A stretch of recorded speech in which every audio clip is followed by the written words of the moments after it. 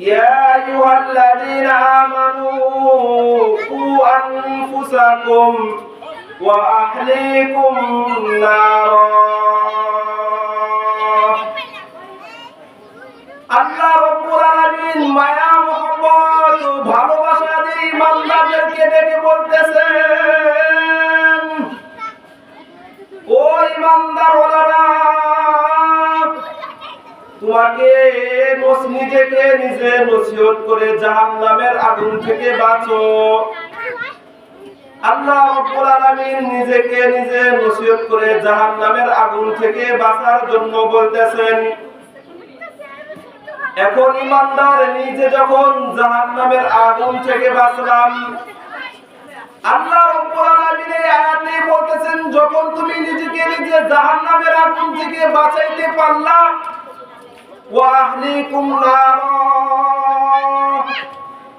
তোমার আত্মীয়-স্বজন, তোমার ফ্যামিলি, তোমার ঘরে যে লোকরা আছে ইমানদার, তাদেরকেও তুমি নসিহত করে জাহান্নামের আগুন থেকে বাঁচাও। আল্লাহ রাব্বুল আলামিন ইমানদারদেরকে মায়ের সুরে, মুহাব্বতের সুরে ডেকে বললেন, ও কালেমাওয়ালারা, ও ইমানদারওয়ালারা, নিজেকে নিজে জাহান্নামের আগুন থেকে বাঁচাও। যখন নিজে জাহান্নামের আগুন থেকে বাঁচলাম, ওয়া আহলিকুম নারা, তোমার আত্মীয়-স্বজন, তোমার ফ্যামিলিকে কোরআন ও হাদিসের নসিহত করে তাদেরকেও জাহান্নামের আগুন থেকে বাঁচাও। আল্লাহ রাব্বুল আলামিনের এই নসিহতটা আল্লাহ তাআলার কাছে বড়ই পছন্দের নসিহত। কেন এত পছন্দ হয় নসিহত? কেন? আমাদের জাতির পিতা ইব্রাহিম আলাইহিস সালাম, আমাদের ইব্রাহিম আলাইহিস সালাম বাবা আজর মূর্তির ইবাদত করে মূর্তিকে খাবার দেয়। ইব্রাহিম আলাইহিস সালাম নিজেকে নিজে নসিহত করতেছিলেন, ও ইব্রাহিম, এই যে তোমার বাবা যে মূর্তিকে খাবার দেয়, আবার একে রব বলে স্বীকার করে, আবার একে প্রভু বলে গ্রহণ করে, ও ইব্রাহিম, তোমার বাবা কি যে প্রভু খানা খাইতে পারে না, যার ইবাদত করে, সে কি তোমাদের রব হইতে পারে? ইব্রাহিম আলাইহিস সালাম নিজেকে নিজে নসিহত করতেছিলেন। ইব্রাহিম আলাইহিস সালাম রবকে পাওয়ার জন্য নিজেকে নিজে নসিহত করতেছিলেন যে আসমান বানানোওয়ালা, জমিন বানানোওয়ালা কে বানাইলো, কে আমাদেরকে বানাইলো? ইব্রাহিম আলাইহিস সালাম নিজেকে নসিহত করতেছিলেন। সকালবেলা যখন সূর্য উদয় হলো, ইব্রাহিম আলাইহিস সালাম বলতেছিলেন, এই যে এত বড় সূর্য দেখা যাচ্ছে, মনে হয় এই সূর্য আমাদের প্রভু, আমাদের রব। কেন আমাদের রব হবে? এই সূর্য সমস্ত দুনিয়াকে আলোকিত করে, সমস্ত অন্ধকারকে দূর করে দেয়, মনে হয় এই আমাদের সূর্য, আমাদের রব। আবার যখন ইব্রাহিম আলাইহিস সালাম দেখলেন, না না, যেটা সকালে দেখা যায় আবার সন্ধ্যার সময় নাই হয়ে যায়, এটা আমার প্রভু হতে পারে না। ইব্রাহিম আলাইহিস সালাম নিজের প্রভুকে খুঁজতেছেন, নিজেকে নিজে নসিহত করতেছেন, ও ইব্রাহিম, যেটা সকালে সূর্য দেখলা আবার সন্ধ্যার সময় শেষ হয়ে গেল, এটা তোমার প্রভু হইতে পারে না, এটা তোমার রব হইতে পারে না। ইব্রাহিম আলাইহিস সালাম আবার সন্ধ্যার সময় দেখলেন, আবার দেখে চাঁদ দেখা যায়। ইব্রাহিম আলাইহিস সালাম মনে ভাবলেন, তাহলে মনে হয় আমার চাঁদ আমার প্রভু। ইব্রাহিম আলাইহিস সালাম আবার সকালে দেখে চাঁদ নাই, ইব্রাহিম আলাইহিস সালাম তার রবকে, তার মালিককে পাওয়ার জন্য নিজেকে নিজে নসিহত করতেছিলেন। নিজেকে নিজে নসিহত করতেছিলেন, ও ইব্রাহিম, এই যে পৃথিবী বানাইলো, তোমাকে বানাইলো, আসমান বানাইলো, জমিন বানাইলো, এই বানানোওয়ালা কে?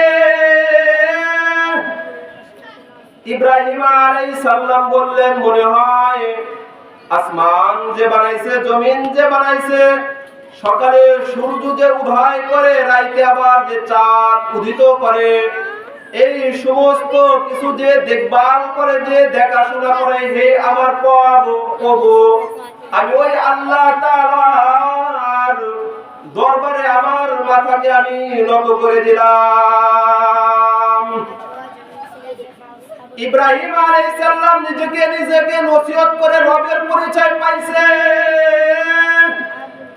সেই কথাটাই আল্লাহ রাব্বুল আলামিন কুরআনুল কারীমের ভিতরে আল্লাহ তাআলা বলে দিলেন, ও ঈমানদার ওয়ালা, ও কালিমা ওয়ালা, নিজেকে নিজে নসিহত করে জাহান্নামের আগুন থেকে বাঁচাও। যখন নিজে জাহান্নামের আগুন থেকে বাঁচলাম, তোমার আত্মীয় স্বজন, তোমার ফ্যামিলি, তোমার পাড়া প্রতিবেশীকে জাহান্নামের আগুন থেকে বাঁচাও। এখন তো মানুষ নিজের সন্তানদেরকে নসিহত করে না। যদি নিজের সন্তানদেরকে নসিহত করত, তাহলে এই জামানার যুবকরা আল্লাহর ওলি হয়ে যেত। ঘরের ভিতরে 5টা সন্তান, 5 সন্তানকে খাবার দেয় 3 বেলা। বাবা কখনো বলে না, যাও বাবা মসজিদে যাও, নামাজ আদায় করো। অথচ শেষ পর্যায়ে ইমাম সাহেবকে এসে নসিহত করা শুরু করে দেয়, ওরে নবীর উম্মতের দল, আল্লাহ রাব্বুল আলামিন বললেন নিজের জন্য, নিজেকে নিজে নসিহত করার জন্য। কিন্তু আমরা নিজেকে নিজে নসিহত না করে আমরা ইমাম সাহেবকে নসিহত করা শুরু করে দেই, আলেমদেরকে নসিহত করা শুরু করে দেই। নিজের ঘরের সন্তানকে নসিহত করি না, নিজের ঘরের সন্তানকে নামাজ পড়ার জন্য বলি না, নিজের আত্মীয় স্বজনকে নামাজের কথা বলি না, পাড়া প্রতিবেশীকে নামাজের কথা বলি না। কেন নামাজের কথা বলি না? আমি নিজেই তো নামাজ পড়ি না, আবার অন্যজনকে বলবো কি? অথচ আল্লাহ তাআলার দরবারে এই নসিহতটা ছিল পছন্দের নসিহত। আল্লাহ নবী সাল্লাল্লাহু আলাইহি সাল্লাম, আল্লাহ রাব্বুল আলামিন